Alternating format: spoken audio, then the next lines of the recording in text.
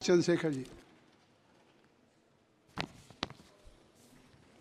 माननीय सभापति जी, जय भीम। महामहिम राष्ट्रपति जी के अभिभाषण पर धन्यवाद प्रस्ताव पर बोलने को आपने मुझे अवसर दिया, इसके लिए मैं आपका आभारी हूं। सभापति महोदय, सर्वप्रथम मैं बहुजन समाज में जन्मे सभी संतों, गुरुओं, महान पुरुषों को नमन करता हूं, जिनमें महात्मा ज्योतिबा फूले, डॉक्टर बाबा साहब अम्बेडकर और माननीय काशीराम साहब को मैं याद भी करता हूं आज के दिन पर। साथ साथ नगीना की महान जनता और भीम आर्मी और हमारी पार्टी आज़ाद समाज पार्टी काशीराम के साथियों का भी धन्यवाद करता हूं।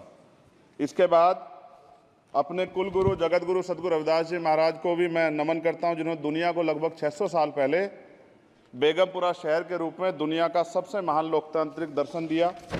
अध्यक्ष महोदय, माननीय सभापति जी, 14 अगस्त 1947 को ये देश अंग्रेजों के अधीन था। 15 अगस्त 1947 को हम लोग आज़ाद हुए। 16 अगस्त 1947 को देश आज़ादी में था, लेकिन धन धरती राजपाट में बंटवारा नहीं हुआ। जो साधन संसाधन थे उनमें बंटवारा सही रूप से न होने के कारण एक बहुत बड़ी आबादी सुविधाओं से वंचित और सम्मान से वंचित रह गई। उनको सम्मान देने के लिए और अंतिम व्यक्ति तक सुविधाएं पहुंचे, इसके लिए लोकतंत्र की व्यवस्था हुई। लेकिन आज़ादी के 70 साल बाद भी हम कहाँ खड़े हैं, इस पर ये चिंता का विषय है। मैं मानता हूं कि सामाजिक न्याय तभी होगा माननीय सभापति जी, जब जातीय जनगणना पूरी होगी और जातीय जनगणना कराई जाएगी और साथ साथ संख्या के आधार पर आरक्षण जो है वंचित वर्गों का बढ़ाया जाएगा। उसके साथ साथ जब राष्ट्रपति जी अभिभाषण पर बात रख रही थी तो उन्होंने शहरी और ग्रामीण क्षेत्रों के विकास की बात कही और ये भी कहा कि दुनिया में सबसे उत्तम शहर हमारे यहाँ बने। लेकिन माननीय सभापति जी, 70% आबादी तो गांव में निवास करती है, तो गांव की आबादी के बारे में भी सोचना होगा कि उनका जीवन कैसे बदले। माननीय सभापति जी, उच्च शैक्षणिक संस्थानों में बहुजन समाज के जो छात्र हैं उनके साथ कास्ट एट्रोसिटी हो रही है, निरंतर उनकी हत्या हो रही है। साथ साथ जो सरकारी कर्मचारी हैं दफ्तरों में, उनके साथ भी जो SC ST OBC और मुस्लिम और अन्य धार्मिक अल्पसंख्यक, उनके साथ भी माननीय सभापति जी जातिगत और धार्मिक जो है शोषण किया जा रहा है। इसलिए मेरी मांग भी है कि पुरानी पेंशन को भी अध्यक्ष जी बहाल किया जाए। जो कर्मचारी देश की सेवा में लगे हैं उनका भी सम्मान होना चाहिए। साथ साथ सभापति जी, भाजपा ने चुनावी लाभ के लिए सबका साथ सबका विकास के नारे दिए, जो खोखले हैं, क्योंकि 10 साल में दलित, पिछड़े, आदिवासी, मुस्लिम और अन्य धार्मिक अल्पसंख्यक जो अत्याचार हुए हैं वो किससे छिपे हुए नहीं हैं। ये गलत है, ये बंद होना चाहिए। सभापति महोदय जी, महामहिम राष्ट्रपति जी के अभिभाषण में निजी क्षेत्रों में SC ST OBC को रिजर्वेशन देने का कोई उल्लेख नहीं हुआ है, जो कि आज चर्चा का विषय, क्योंकि 98% प्राइवेट सेक्टर है, 2% सरकारी सेक्टर है, तो 98% प्राइवेट सेक्टर में भी हमारी हिस्सेदारी की बात होनी चाहिए। माननीय सभापति जी, आशा कार्यकर्ताओं, आंगनबाड़ी वर्करों, भोजन माताओं के वेतन वृद्धि पे भी कोई उल्लेख नहीं हुआ है, वो भी अभी नंगे, उन पर भी सोचना पड़ेगा। माननीय सभापति जी, जिस क्षेत्र से मैं चुन के आऊँ नगीना से, वो बहुत पिछड़ा क्षेत्र है। उस क्षेत्र में कोई विशेष आर्थिक पैकेज नहीं दिया गया, रोजगार की सेवाएं नहीं है, नौजवान पलायन करता है। IIT, IIM, एम्स, केंद्रीय विद्यालय आदि शिक्षा में और चिकित्सा संस्थानों की स्थापना होनी चाहिए, जो कि नहीं है। और माननीय सभापति जी, मानसून सत्र आ गया है, मेरा क्षेत्र बाढ़ से बहुत प्रभावित है, इसलिए मैं आपसे आग्रह करूंगा कि वहां के लोगों को बाढ़ से निजात दिलाई जाए। माननीय सभापति जी, चीन हमें आंख दिखा रहा है और लगातार हमारे देश की सीमाओं में घुसपैठ कर रहा है, इसलिए अग्निवीर योजना को हटाकर पुनः सेना भर्ती शुरू की जाए और साथ साथ भारत की सबसे प्राचीन व बहादुर रेजिमेंट में से एक चमार रेजिमेंट को पुनः बहाल करा जाए, ऐसा भी मेरा आपसे आग्रह है। माननीय सभापति जी, पिछले सारे प्रधानमंत्रियों ने मिलकर जितना कर्ज लिया है उससे दुगना कर्ज हमारे वर्तमान के प्रधानमंत्री जी ने लिया है। किसान अगर अपना कर्ज माफ कराने के लिए जाता है तो लाठी झेलनी पड़ती है, जबकि सरकार ने धन्ना सेठों का 15 लाख करोड़ रुपया माफ किया है। इस ओर हमें ध्यान देना पड़ेगा, हमारी आने वाली पीढ़ियों को ये कर्ज चुकाना पड़ेगा। माननीय सभापति महोदय जी, किसानों को MSP की लीगल गारंटी तथा किसानों का कर्ज माफ होना चाहिए।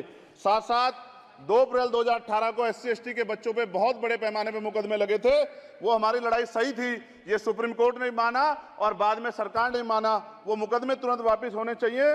माननीय सभापति जी, प्रेस जो है उस पर भी शिकंजा कसा जा रहा है, जो पत्रकार सरकार खिलाफ बोलता है नौकरी से हाथ धोना पड़ता है। और सोशल मीडिया हमारा हथियार है, उस पर तरह तरह के प्रतिबंध लगाए जा रहे हैं और विरोध करने वालों को सोशल मीडिया हैंडल भी सस्पेंड करा दिए जा रहे हैं। साथ साथ सभापति जी, पेपर लीक और परीक्षाओं के कैंसिल होने से देश के नौजवानों का भविष्य खतरे में है।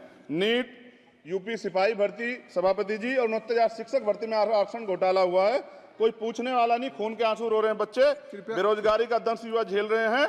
इसलिए मेरा आग्रह है कि युवाओं के लिए कृपया समाप्त करें चंद्रशेखर। माननीय सभापति जी, मैं पहली बार बोल रहा हूं, आप कहेंगे मैं बैठ जाऊंगा, मैं आपकी बात, मैं संवैधानिक मर्यादा का पालन करूंगा, मगर हम तो माननीय सभापति जी सुन ही रहे हैं। आप बोलिए, 1 मिनट। धन्यवाद एक मिनट और बोलिए। अध्यक्ष सभापति जी, नारी सम्मान की बात करने वाली सरकार, हमने मणिपुर देखा सर, हमने पहलवान बेटियों का हर्ष देखा सर, और हमने सर हाथरस की बेटी का हर्ष देखा सर, और हाथरस के परिवार को जो वादा किया था सरकार ने वो भी पूरा नहीं किया। और महिलाओं में भी, स्पेशली दलित, पिछड़े और मुस्लिम वर्ग की, आदिवासी वर्ग की महिलाओं के साथ आज भी एनसीआरबी का डाटा कहता है सर जो जुल्म हो रहा है वो सहनीय नहीं है सर। साथ साथ कोविड में तैरती, हमने कोविड में बहुत सुना सर, कोविड में तैरती लाशें भी गंगा में हमने देखी है सर, और मजदूरों का हाल भी हमने देखा है। सभापति जी, बस सब समाप्त कर रहा हूं। नोटबंदी पे छोटे मजले उद्योग की जो कमर टूटी वो भी हमने देखी है। सभापति जी, शैक्षणिक संस्थानों, विश्वविद्यालयों में, चिकित्सा संस्थानों में ओबीसी एसटी के योग्य अभ्यर्थी को एनएफएस करके जिस तरह निकाला जा रहा है, लेटरल एंट्री करके जिस तरह हमारे रास्ते बंद किए जा रहे, ये भी हम देख रहे हैं सभापति जी।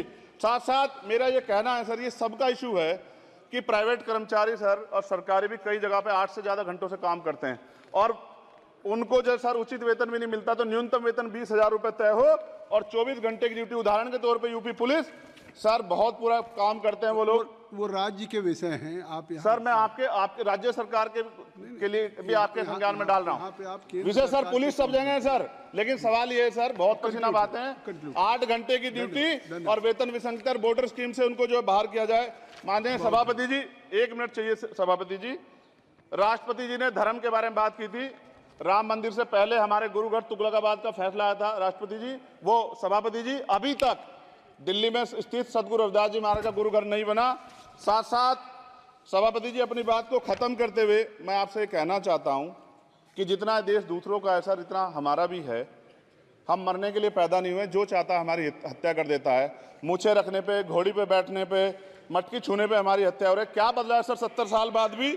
दलित, पिछड़े, मुसलमानों पे हिंसा नहीं रुक रही है सर। मेरा आपसे संरक्षण के साथ ये आग्रह है कि इन घटनाओं को रोका जाए और देश किसी की बपोती नहीं है, देश संविधान से चलता है सर और संविधान से चलेगा। संविधान छेड़खानी बर्दाश्त नहीं की जाएगी सर। धन्यवाद।